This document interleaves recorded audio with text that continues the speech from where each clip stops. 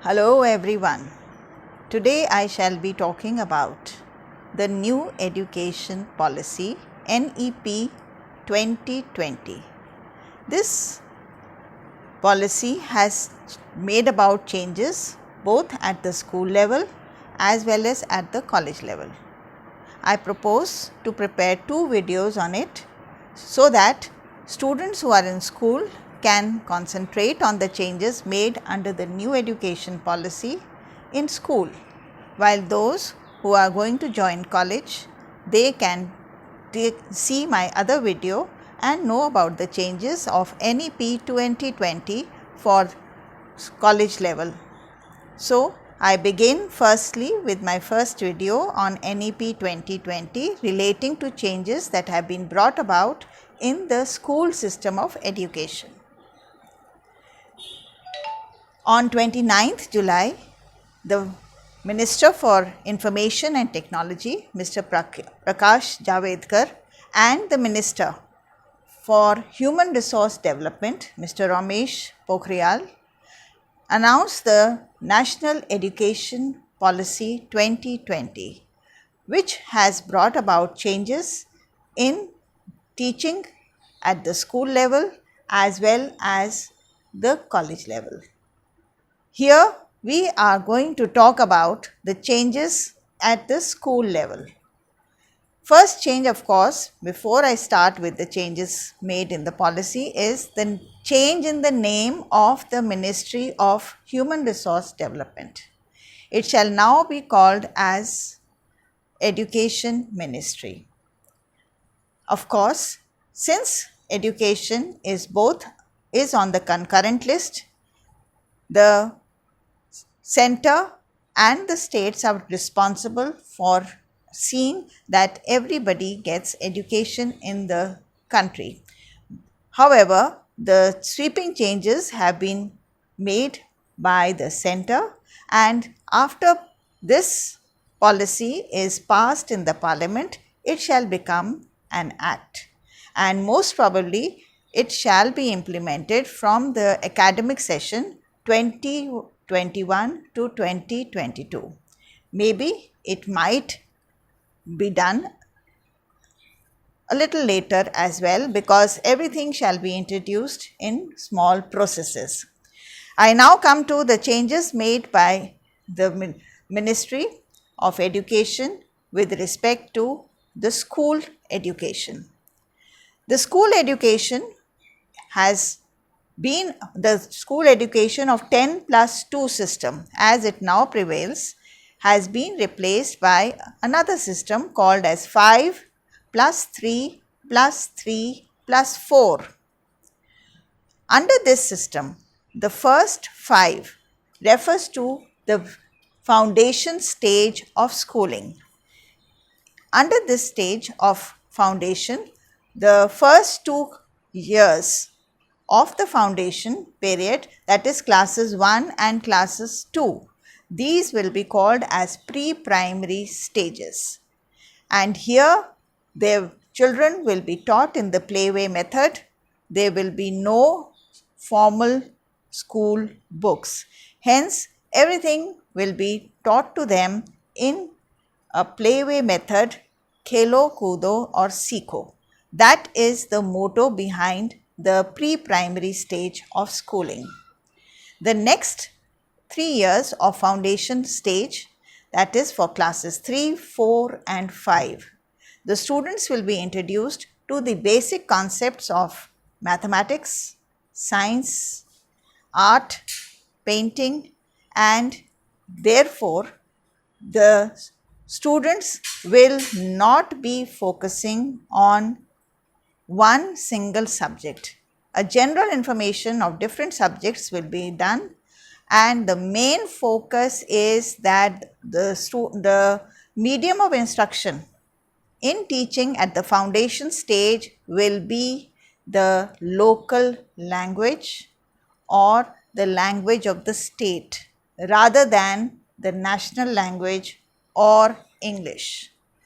Again, the policy will not be enforced, or it is not mandatory that schools have to teach only in the local language, but based upon the experience of developed countries, where most of the 20 developed countries taken into the survey have revealed that most of the students or most of the countries are teaching their students at the foundation stage in the local language of the country or of that place.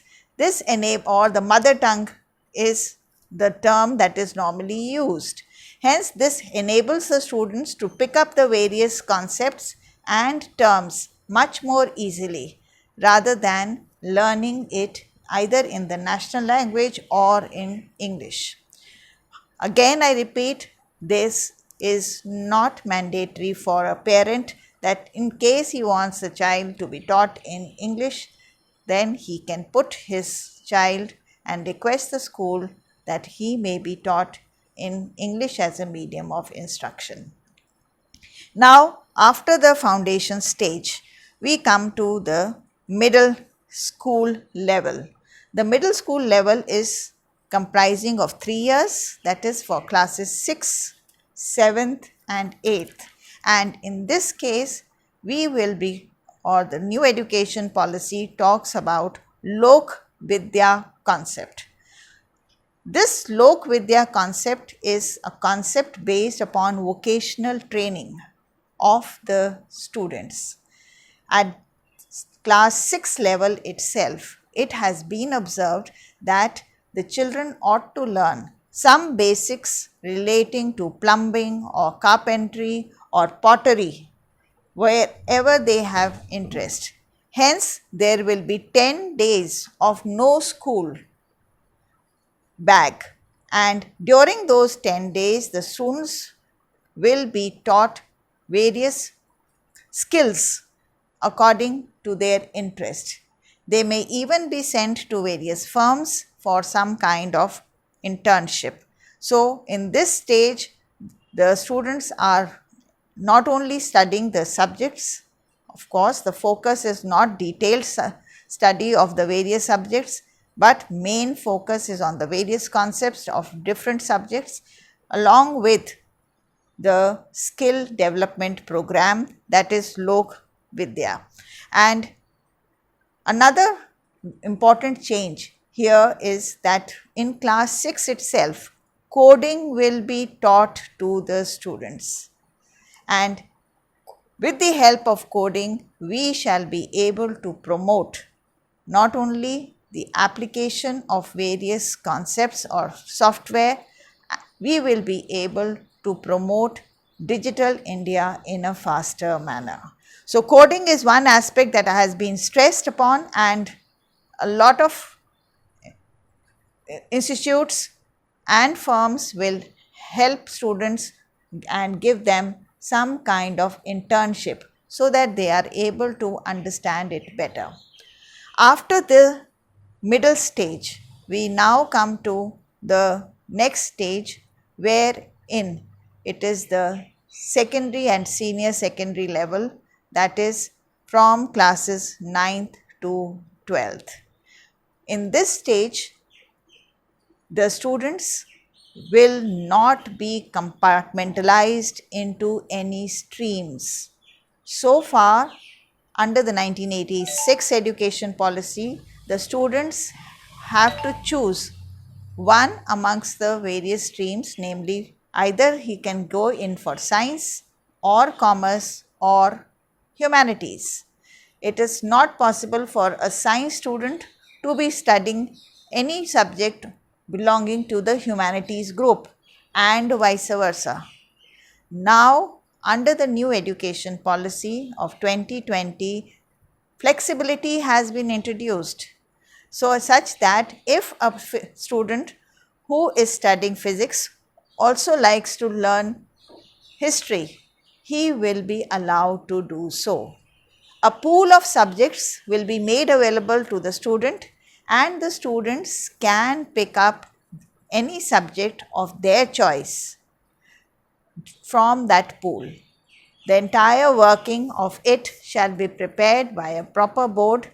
The UGC and the Institute of Higher Education, the AICT, will be merged together, and this will be then prepared with the help of NCERT. The entire curriculum will be prepared by them, and it will be seen how it is going to be implemented further.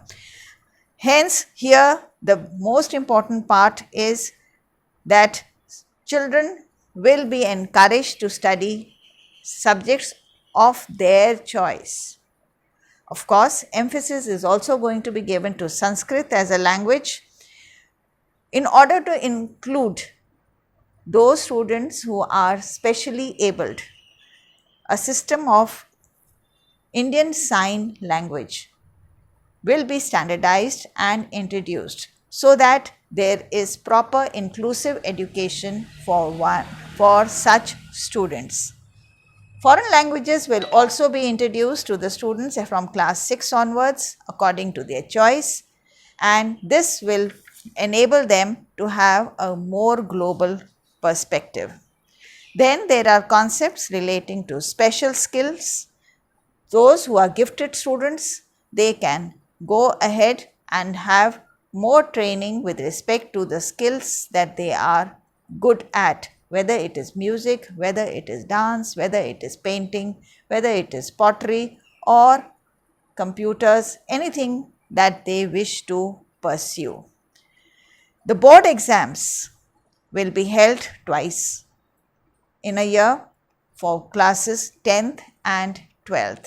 So, here also there is flexibility since they are introducing a system of semester, that is, you do not have to appear for all the papers at one go, and you have to keep giving your exams, or your assessment will be undertaken throughout the year on the basis of semester, and after one semester the second semester exams will be held, and a combination or addition of both the semester marks will be added up to give the final result. Hence, concentration is on understanding rather than rote learning. The system of assessment, PARAK, that is Performance Assessment Review and Analysis of Knowledge for Holistic Development, is being introduced under the new system. It is a 360-degree assessment system which comprises of three main components.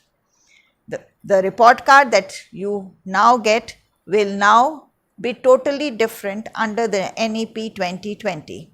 Under this, the first part of assessment will include the assessment given by the student himself of his own performance.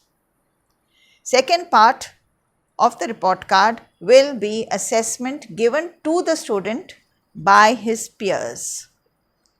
Third part will be assessment given by the teacher. However, with the help of artificial intelligence also, the emphasis on ethical thinking and knowledge will also be taken into account with respect to the total holistic development of the student. So, it is also very important that with the help of ethical thinking, there is proper mannerisms developed in a student. The child learns to be responsible and a effective global as well as national citizen. So, all these aspects have to be taken into account while assessing any student. I hope the students have understood the changes that are going to be brought about in the NEP 2020 at the school stage. Thank you.